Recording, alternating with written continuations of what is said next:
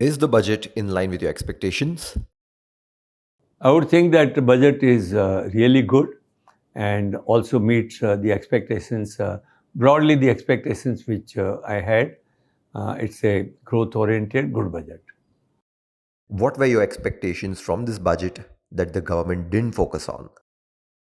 See, there are two parts of the budget we must understand. One is part A is the proposal of expenditure and revenue which the government expects to get in this year. The budget on the changes in taxes, etc., which is part B. Now, we all know that this is an interim budget. This is not a final budget.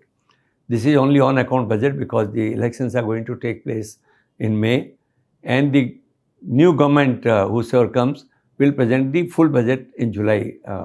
So actually, normally you don't have much expectations from an interim budget because it's just on account.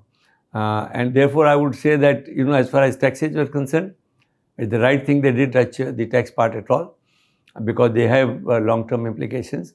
The other part shows a very good view you can take about the reduction in fiscal deficit. So I think that budgetary management is showing very good improvement. The borrowings of the government have come down, which in my view should lead to reduction in interest rate. And also there is a huge emphasis on the infrastructure.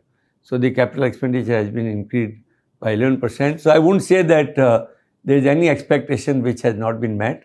By and large, the budget has met the expectations and in line with the growth projections which the government has been talking about. Can you give us any three highlighting features which you think need special mention? Yes, I think first and foremost is fiscal deficit, as I mentioned earlier. Bringing it down in the current year from 5.9 projected to 5.8, and now bringing it down sharply to 5.1 next year.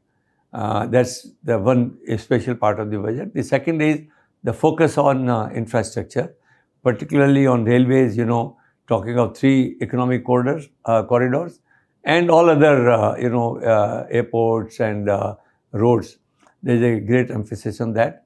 The third special thing is taking care of the, poor and less privileged people in terms of giving more housing to them under Prime Minister Yojana, and also providing the solar panel to generate 300 units per month for everybody. So I think this is going to be long-term help, both housing as well as this provision of solar thing to poor people.